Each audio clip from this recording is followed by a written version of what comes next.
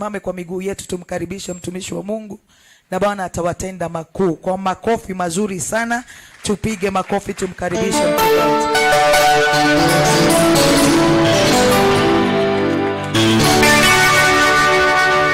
Haleluya. Bwana wako. Bwana Yesu.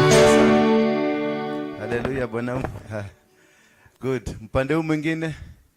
Bwana Yesu asifiwe sana. Mwambie mwenzako karibu. Into the arena of liberty. Mwambie arena of liberty. Mwambie this is not an ordinary church. Kama you want an ordinary church, si mwambie. Kama you want an ordinary church, enda hapo kwa kijiji yenu, enda hapo. Ziko hapo. Bwana Yesu asifiwe sana. Haya, tuketi chini. Thank you. Jipigieni makofi. Jipigieni tu makofi. Unajua mnazoea kule, mmezoea kupigiana makofi, sasa jipigie. Jipigie makofi mzuri. Jipigie makofi mzuri. Hebu jiambie. Jiambie welcome. Jiambie welcome. Welcome into the house of Lord. Nyumba ya Baba. Where we speak the truth and preach the word of God as it is. Hallelujah. Bwana Yesu asifiwe sana. Hai. Leo uko sawa? Kuja nisalimie. Kuja. Come.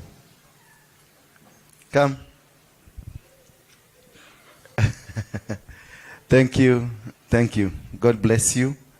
Asante sana. The spiritual mistakes that we make in our lives. Spiritual mistakes that we make in life. Makosa ya kiroho ambayo tunafanyaga kwenye maisha yetu. Ni kwa nini tunafanyaga manini zinaitwa makosa za kiroho? Na makosa za kiroho ni gani? How do we make these spiritual mistakes? Anything that is done in the spirit, it is a spiritual mistake. Like now when you do masturbation, ama when you do ile mambo ya gay na lesbianism, iko na connotation za kispirit. Therefore, whatever that you do, it will bind you in the spirit. And whatever you see in the spirit, in the physical, it is a manifestation of what happened long time ago. Ukaona ukifanya masturbation sasa, haikuanza sasa, ilianza kama miaka 5 mbele. Ukijikuta sasa unaiba, unaokota kitu ya wenyewe, it did not start today. It started in the spirit. Whatever unaona hii mambo, unaona crime Kenya, crime inaenda hivi, it did not start yesterday. It started long time ago in the spirit. And these are mistakes that we make. Anything. What is a spiritual mistake? A spiritual mistake is that it's that which happens in the spirit and manifests in the physical. Bwana Yesu asifiwe sana. Makosa ya kiroho ni ile kitu unafanya katika ulimwengu wa kiroho. Umesikia hapa kulikuwa na ulimwengu wa kule baharini, na hapa kuna ulimwengu wa huko duniani. The king of the land and the king of where? Of the ocean.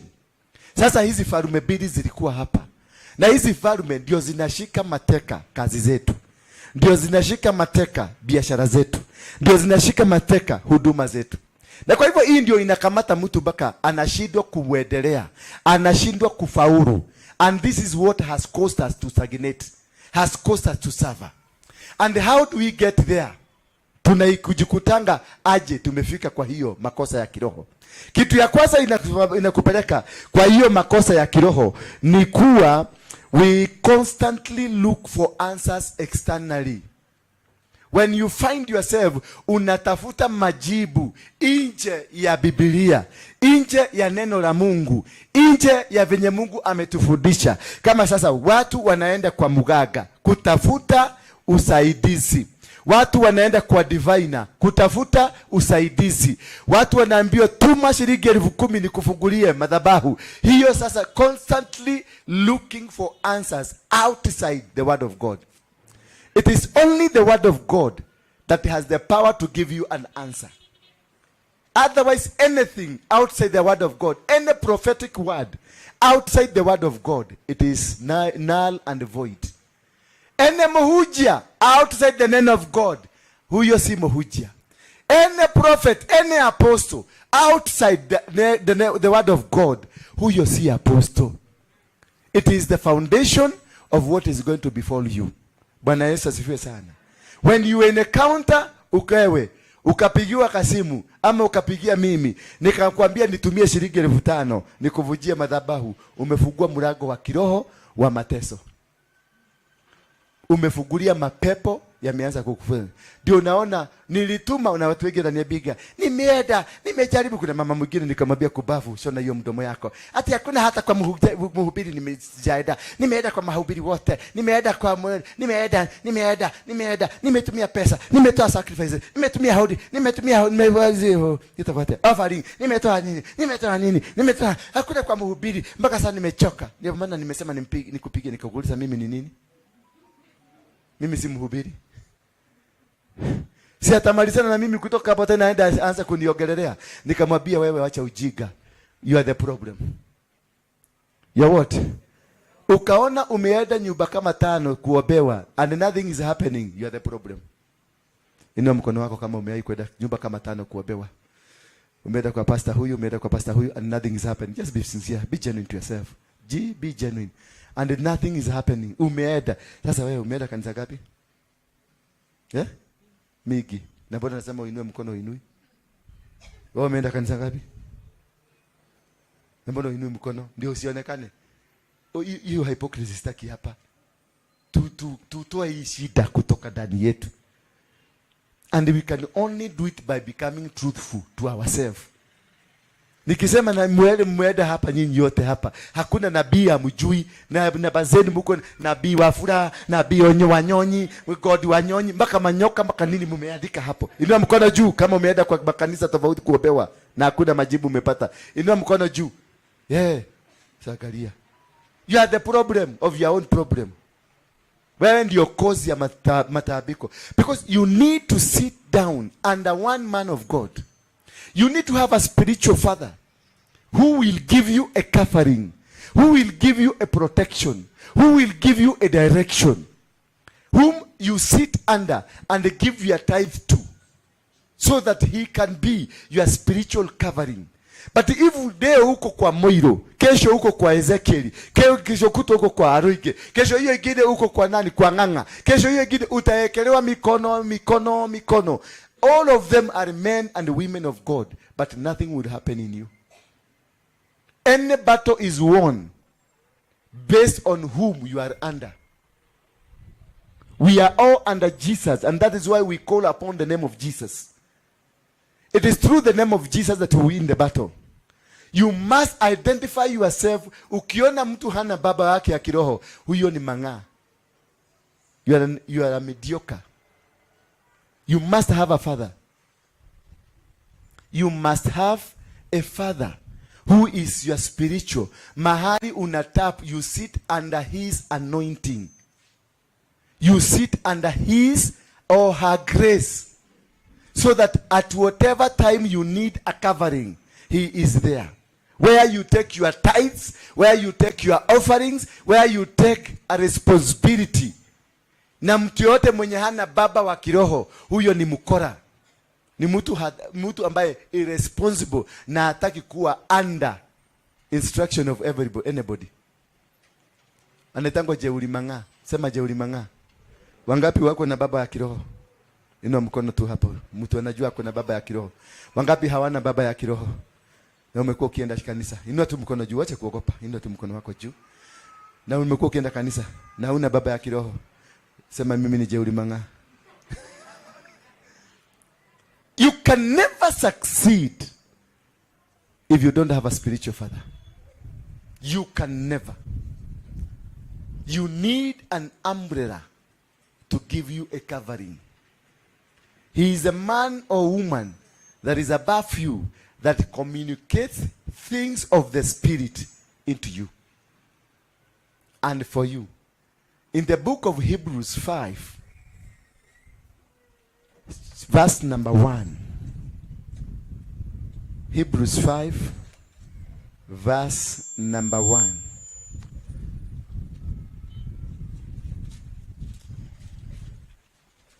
Somebody?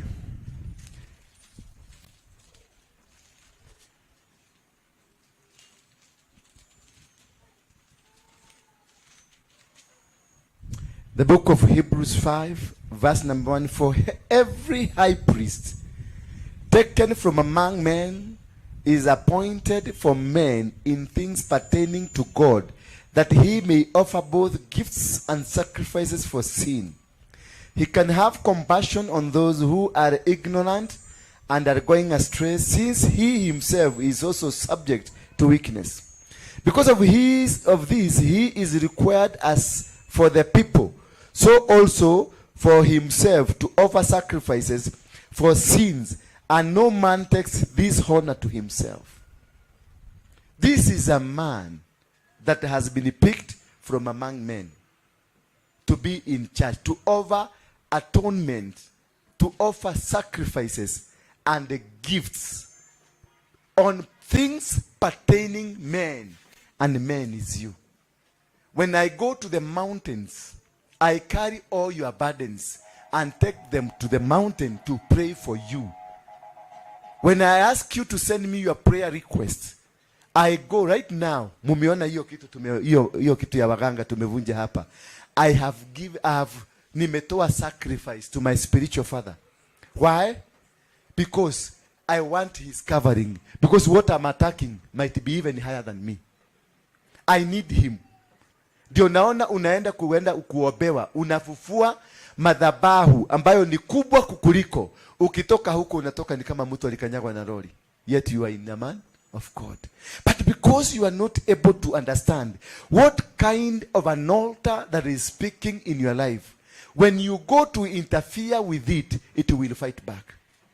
When Gideon was sent by God to go and destroy the altar of his father, and he was able to all destroy it and build another altar, the elders that walikuwa wanatembea na baba yake, they came to his father and told his father, we know it is your son who has done this. How did they know? And they were not there when he was doing it. In the spirit, they were able to connect to know who has this capacity of understanding how to destroy an altar. They knew it is only who? They knew it is this man called Gideon. And they asked for his father, bring your son that we may kill him because of doing this. So these altars, they have their defenders. When you go and interfere with an altar that you are not able to counter, it will attack you. That is the main reason we are suffering. Despite of us going to various churches, despite for us going to many people of men and many women and men of God, they are godly people. Lakini hana capacity ya kudo this. It is like we go to Nairobi University. Science, faculty of sciences. You get there, utapata ndio inatoa madaktari. In that same institution ndio inatoa daktari wa meno, inatoa daktari wa tumbo, inatoa daktari wa mafupa, inatoa gynecologists wanatokaga huko na wote wanaitwa doctor. Ukienda kwa gynecologist kama unaumwa na meno, atakwambia daktari wa meno wako hapo chini. You must be able to identify what kind of men of the women of God who is doing this service. These things are not done by everybody. We are all called, but called differently. We are all children of God, but we are all called differently. No one is being called like the other one. Nganga ukienda kwa James Ngai Maina nganga, my friend, akikuona tu anaonaga mapepo na anaanzaga. Ukienda kwa Harrison Nganga, akikuona anaonaga cleanliness. Ukienda kwa mighty man, prophet, mighty prophet, anaitwa Owori, anaonaga something different. But we are all calling upon the name of God. We have been called in different positions, different ranks, and different callings. The calling of Jeremiah is not the calling of Isaiah. The calling of Moses is not the calling of Joshua. Yet, they are doing the same job. to supplement one another. We are meant to supplement one another. There is a word here that belongs to you. And there is a word that I can give but does not belong to you. We go, ukienda kwa ng'ang'a, utapatana na that word na utabarikiwa. Ukikuja hapa kuna neno utachukua, utabarikiwa. But you must sit under a father. And this father, God must have directed you to. You don't just choose a father. God directs you to which father you go. Don't rush. Kwa sababu umesikia Mombasa kumetokea Ezekiel, nyote mnapanga laini mkienda huko. Has God asked you to go there? There is a lady, a good friend of mine. Alienda kwa Kakande, akaenda kwa TB Joshua, akaenda kwa jamaa mwingine South Africa, akaenda kwa Bushiri, akaenda kwa Rukahu, lakini alikuja kuponea hapa. Bwana Yesu asifiwe sana. Na kuko alinihesabia, au kwa Kakande aliacha $1,000,000. Kwa wapi aliwacha pesa hii? Kwa wapi aliwacha? Nikamuuliza, uko na pesa gapi? Akaniambia, mimi referred niko na 200. Nikamwambia ekelea kwa hapa juu. Alipoekelea alianguka hapa na akapona. Saizi yako Canada. So it is not about the money you give. God does not look at the money. God is not interested with your money. As much as money is important, God is not interested with what kind of money you produce in the church. God is interested with the tail end of what you have started.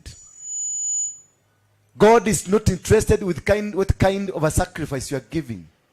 He's interested with the motive of giving. He asked for Abraham, give me your son. Abraham akachukua mtoto wake, akienda kumchinja, akapatiwa kondoo. Mungu hana haja na whatever you give. Whatever you give is yours. But he is testing you with what you are giving. Where is it coming from? Inatoka kwa maholi ama inatoka kwa roho? That is the most important thing. That umekuja umetupatia shilingi 10,000 hapa. Where did it come from? Did it come from your heart or did it come from your brains? Those are two different things. Anything coming from heart, it has a connection with God. But anything coming because of your pride, it doesn't have a connection. That is why most of us, you've given tithes, you've given sacrifices, you've given a lot of money to men and the women of God who have been taking advantage of what you are, and nothing is happening in your life. And nothing will happen in your life until you come to understand that God is not interested with what you have physically. He's only interested with what is in your heart, the motive behind what you are doing. If you've been coming to this church to be seen, nicely dressed, nicely moving, nicely speaking, nicely doing, and you are not connected with what God is telling you, then you are doing null and void. That is what has caused many churches and many men and women of God to suffer. And that is one spiritual mistake that we do. Looking for things outside from the word of God. Because the word of God is being humble. The word of God is being sincere. The word of God is being genuine. The word of God is being related with God. That is the word of God. The word of God will set you free. The word of God will lift you up. The word of God will give you power. And whatever you speak, it got power. Because it is grounded and based in the word of God. Otherwise, anything, any prophetic word, any word from whoever that is coming from, that is not grounded in the word of God, it is powerless. Any prayer that I will pray to you is not founded in the word, it is powerless. Any giving that you give, it is not grounded in the word, it is nothing. Don't waste your money bringing your money here. That is why the Bible says, if you find you have a challenge, you have a problem with your brother, and you are coming to do a sacrifice here, and you discover you have a challenge, you have a problem, you have something against your brother, your sister, leave it here, the sacrifice. Rush to that brother and seek reconciliation.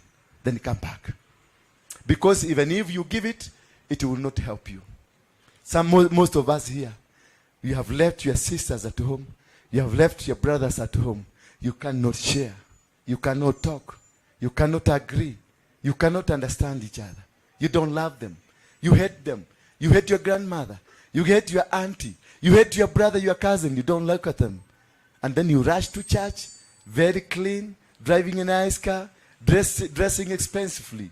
Yet there is a person at home you don't share. There's a person at home you don't talk to. That sacrifice will not be heard. That sacrifice will not be listened to. That sacrifice is zero. That is the reason you are suffering, yet you have been to churches.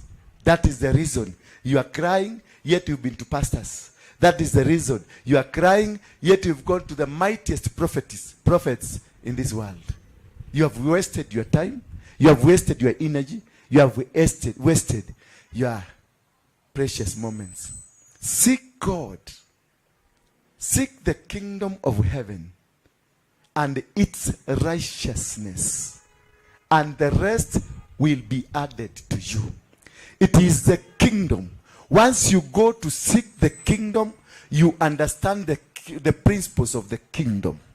The principles of the kingdom tells you to be genuine, tells you to be sincere, tells you to be humble, tells you that you are a human being, just like the other human being. Praise be the name of God. The principles of the kingdom tells you, be humble woman, be humble man.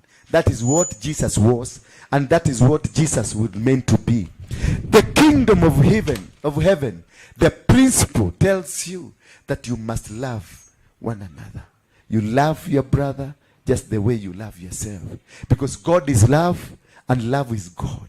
Without the love of God, it doesn't matter who you are, what you are. It doesn't matter what you think you can be. If you don't have a genuine love of God, you are headed nowhere. You will never succeed. You will never make it. You will never go through. That is what we call a spiritual mistake that we do, thinking we are doing it right. Little did we know we are doing wrong. You are told and sent, go and preach somewhere, but you don't want to go. Because you look at that place, it is not your class. When I was told first to come and preach and start here, I didn't want this hall. I wanted a bigger hall that was on the other side. And God insisted, this is the hall. Then I looked at my name and I thought that this is so small for me. Then God told me, that is where you're going. Then he commanded somebody from afar to come and pay the rent for this house. And since then, we have not stopped. Until just the other day, he told me, I'm going to change your position to give you a bigger position because of being faithful and being obedient to my word. Praise be the name of God. Bwana Yesu asifiwe sana. Those are small mistakes that we do. Another small mistake that we do that is of essence. You promise something in the house of God. You take an envelope, you say, I'm going to do this, but you have not done. Mukienda kwa nyumba nyinyi, kuna bahasha ya kwa Wairimo, kuna bahasha ya kwa Ng'ang'a, kuna bahasha ya Ezekiel, kuna bahasha ya TB Joshua, kuna bahasha ya nani? Ya Mugaga, kuna bahasha ya Freemason, kuna bahasha ya Illuminati. Zote ziko. Na ulizibeba ukisema, nitarudisha. Bwana Yesu asifiwe sana. That is a mistake number one. Constantly looking for answers externally. That is, we go for witch doctors to give us direction, diviners, traditional mediums, turning instrument of worship into worship. Tell your neighbor, turning instrument of worship into worship. What do I mean by that? Wagapi wako na maji ya Ezekiel hapa? ama ya TB Joshua? Wangapi wameenda kwa TB Joshua kama mimi? Inua, lift up your hand. Wangapi wako na sticker? Wangapi wako na kakitu kama mafuta anointing oil anaikaga hapa akienda kwa ofisi na inua tu mkono wako juu. That is turning instruments of worship, making them a worship. When you are carrying water from TB Joshua, when you are carrying water from Ezekiel, when you are carrying water from me, and you make it a God, that ukigia kwa ofisi unapulisa, ukigia mahali kwingine you want some favor, when you are driving a car, when you are doing anything, you become lazy of prayer.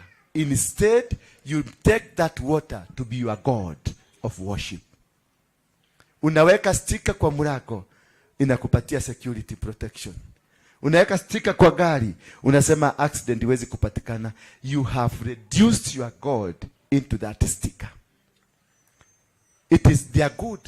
The water is good, but don't make it a tool of worship. Make it a tool of connection to your God or to what you need. But not a tool that I've stopped praying from today because I'm carrying water. I will not pray because I'm carrying sticker. All that, when you turn it, this bag, ikue hii ni hilisi yako. Ukiacha hii afadhali ukibie urudi mpaka nyumbani, ndio uibebe tena uende nayo, imekuwa hilisi. Wewe ni muganga kama hiyo umeona hapa. Kama wewe unabeba maji, ukiingia mahali lazima ujipulishe tu maji, ndio hiyo favor ifatikane. Wewe ni mchawi kama wachawi wale wengine. Mtu anaitwa Elisha akaambiwa kuna shamba ambayo iko na rotuba, iko nzuri, but maji yake si mazuri. Alipofika hapo, alienda akawaambia nipatieni chumvi na bakuli. Akachukua ile chumvi, akairusha kwenye yale maji yakapona. Lakini walipoenda, wakati wengine walienda wakaenda kukata miti, shoka likaanguka. Hakuitisha ile chumvi, aliitisha mti, akachuna kimuti, akarusha hapo ndani, and the axe ikafloat juu. I can use anything. Jesus used doro, matope, akapaka mwanaume, na mwanaume akaambiwa nenda ukaoge, na akaenda akaoga, na akakupona macho yake. You can use anything. I can use this one. I can use it as a medium of healing. But don't turn it to be a worship. I can use this one for you to be healed.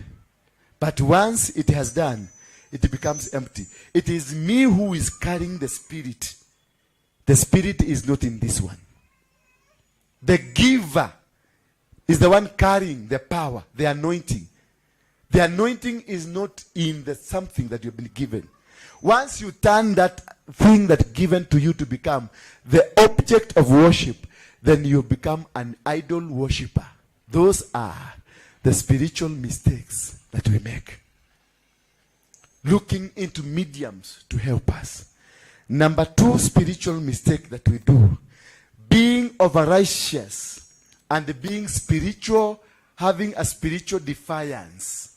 When you become so holy that you cannot accommodate a brother who is sickly, that you cannot accommodate your sister because your sister is a prostitute, that you cannot accommodate your brother because your brother is a well-known thief, then you have become over-righteous.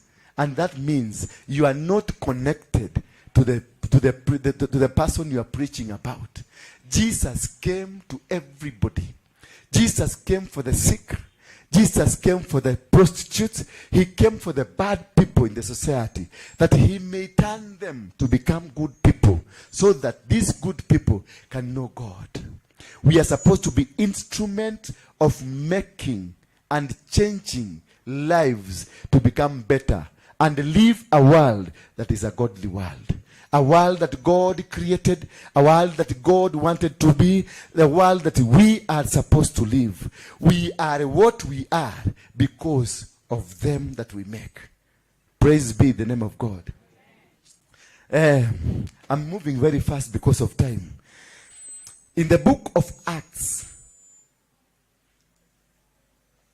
20.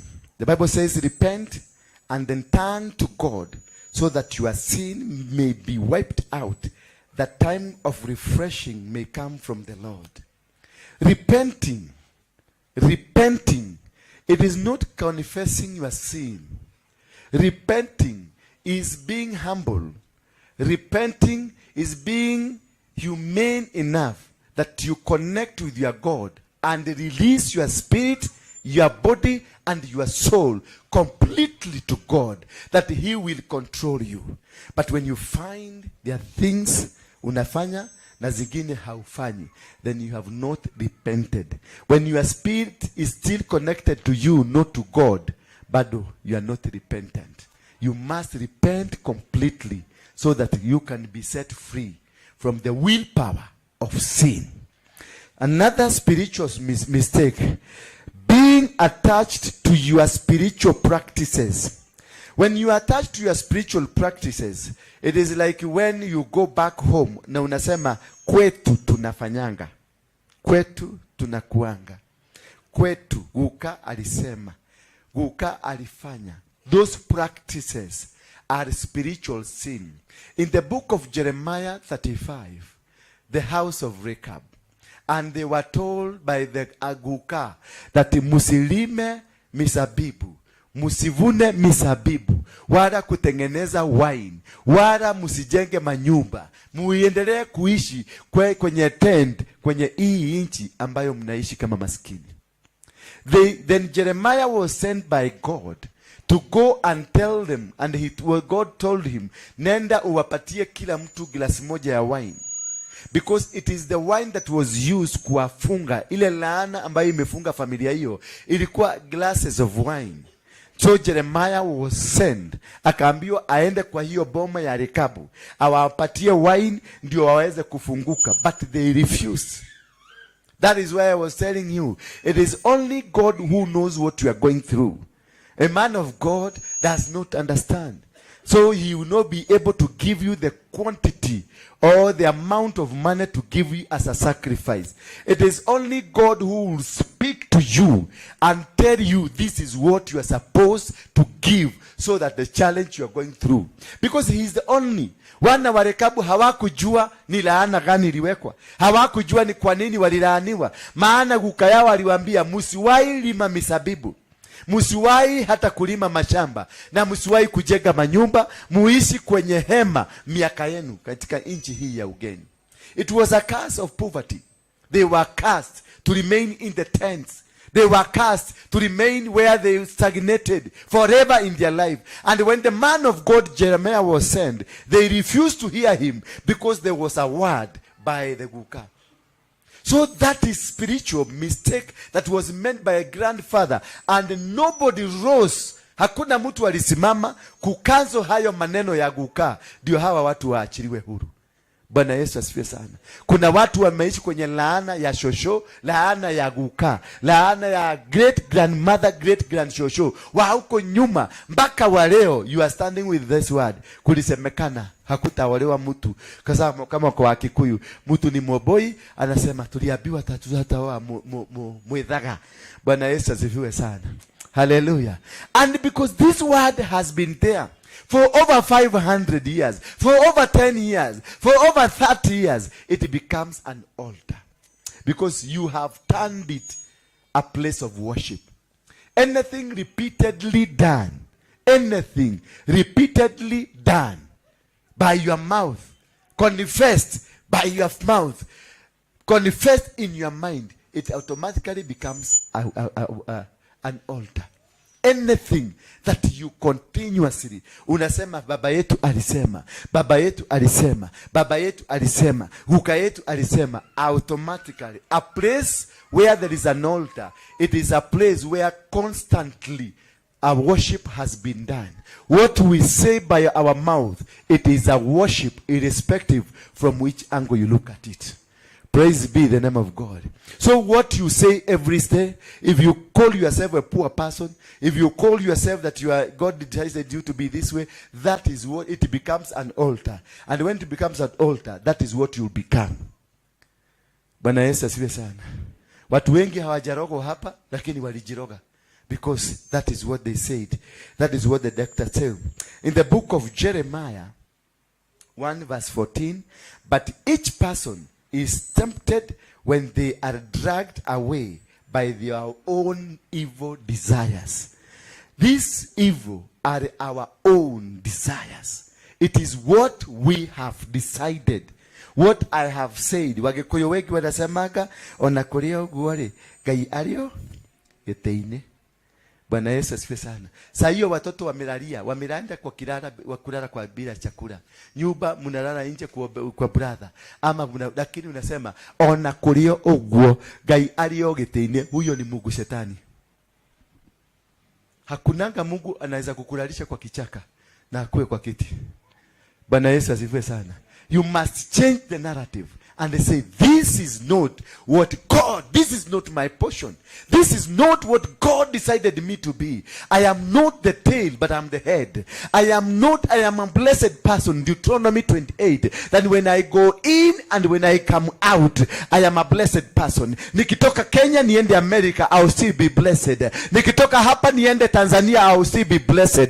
That the blessings of God are constant. They are not here because of a special occasion. Then when you go to another position, your occasion inaisha. No. The blessings of God are constant. So why do we suffer? We suffer because there is something that we made an oath, we made a covenant, we made it by our own mouth. That is what we speak. That is what we say every single day. You have reduced yourself to be a poor person, and the heavens will hear and the spirits will hear. Watu wengi are poor because you have decided to be poor. Because you found your grandchildren poor, you found your father poor, you find your uncles poor, therefore you decide, I'm also poor. Bwana Yesu asifiwe sana. There must be a word that will stand and say that I am not going to be poor. Yes, my grandfather was poor. Yes, my grandshosho was poor. Yes, my father was poor. Yes, my mother was poor. Yes, all my uncles are poor. But myself, I'm not poor. Bwana Yesu asifiwe sana. Lastly, but not least, most of us thinking of spirituality as a destination and not a journey. Many people, we have taken spiritualism, Christianity, as a destination. When you became a Christian, that was the end of relating yourself with God. That is the end of you constantly going to prayer mountains, going to seek God, and you stopped the journey of looking for God. Christianity is a journey.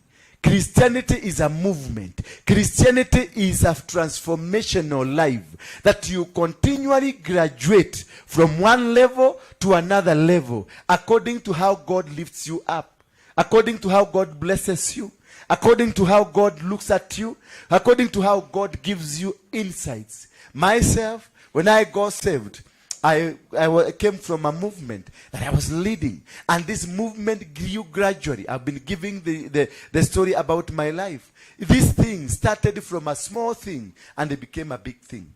When we started the church here, we are only 7, and we were not doing as a church. We were doing as a fellowship. Nobody wanted to have a church. We wanted just to be fellowshipping once in a week. But God has gradually changed us to become what He wants us to be. So do not take this one as when you become a Christian, this is not the end of the game, but the beginning of the journey. So Christianity is a process of purification, a process of desires to be like God, a process to do the will of God, a process to stand the way God wants you to be, the process to do your business the way God wants you to do, a process to live in, a process to stand with. That we read in the book of Hebrews 4, chapter 4, verse number 12. For the word of God is alive and active, sharper than any double-edged sword. It penetrates even dividing souls and spirit joints and the marrow. It judges the thought and the attitude of the hearer. Bwana Yesu asifiwe sana. So let us live a life that is pure, a life that is just, a life that is acceptable. Hypocrisy, mediocrity, and over-righteousness, it will not take you to heaven. Be a simple Christian, but a genuine one. Don't look at others. I remember there are some pastors in Kenya who cannot even sit with me because I'm former Mungiki. A few months ago, there are bishops I found in Serena Hotel, and they had to move out of Serena Hotel because they have seen me. Yesterday, the same bishops invited me for a breakfast meeting tomorrow. And I told them, I am not available. Because if the picture they portrayed to me, they want to be working with a person who is positively identified in the country, but not that one who is negatively identified. When they see me with people who are from brothels, people who are murderers, people who are sick, then for them, they don't want to be associated with that kind of a person because they have a big name they are protecting. The only big name that's supposed to be protected, and you can't protect it because it protects itself, is the name of Jesus. The rest is useless. The rest, nothing. A month ago, I called a bishop, a good friend of mine, that I want him to host me in a function. He said no, that I need first nikaeka kama miaka mbili tatu. But now he is asking me that can I join you in Thika Stadium, the same man, because he is interested with the coverage that will be there, with the media coverage that will be there, with all those other people they are interested in. They are not interested with souls like this one. They are not interested with how you are living. They are not caring whether you are going to die or you are not going to die. I'm telling you, my brothers, my sisters, the change has come. And you must begin to change your life. You must begin by changing yourself. I will not entertain mediocrity here. If it's your money, keep your money. I don't need your money. I need a genuine heart here. We need to go to heaven together. We need to go to heaven together. Not because you are in a hurry. Unakuja hapa, unaniambia nataka kuona pastor. Kwa sababu niko na haraka. Ukwende kabisa. Or you never be allowed to come and see me. Sit down. Be taught the word of God. Hiyo ingine utajifungua. When you know the word of God will set you free. Because the word of God is truth that sets you free. May God bless you. Hallelujah. Let's put your hands together for Jesus Christ. Pigieni Yesu makofi mazuri. Yes. How many of you wanajisikia sasa wako huru? Nataka kujua ni wangapi wanajisikia sasa wako huru, wamefunguliwa kabisa. Wamefunguliwa, unasikia umefunguliwa, umesikia umefunguliwa.